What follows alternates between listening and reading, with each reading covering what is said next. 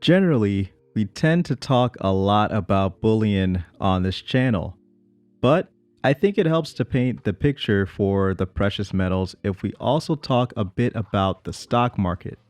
I assume that many of you have some sort of exposure to equities, in addition to your exposure to other asset classes, including gold and silver.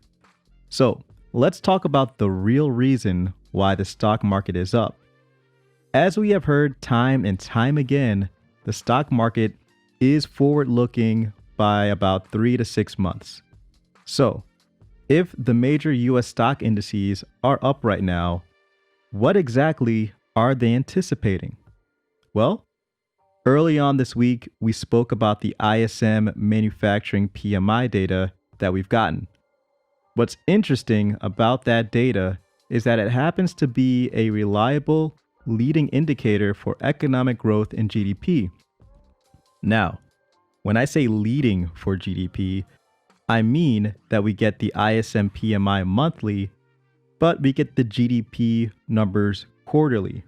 So when you say leading and you're in month 1 of a quarter, then what you're saying is, okay, if numbers are up going into month 3, once we get the numbers for that quarter, then you can say, okay, this is leading as far as what we're anticipating from quarterly GDP. Now, when you actually stack both charts on top of one another, like this in the chart provided by Gavical Data, you'll find that they track pretty well with one another. There's actually a correlation of 0.9. That's almost lockstep when you're 10 basis points away from perfection, pretty much. So, how does this relate back to the stock market? Well, if GDP is up, that means earnings for companies increase. If earnings are up, then that should impact stocks to the upside. Now, the Bureau of Economic Analysis will be releasing their advanced estimate for Q4 GDP on January 28th of 2021. But by taking a look at the past 3 months of manufacturing PMI, again, this is that leading thing I was talking about earlier, you can safely assume with a correlation of 0.9 that Q4 GDP will be up. We've been existing in this risk-on dynamic for some time now, and it looks like it will continue into 2021.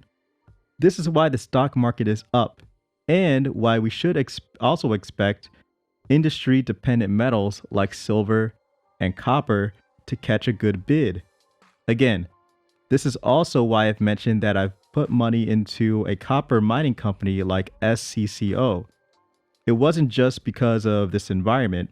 There were great things happening within their financials as well.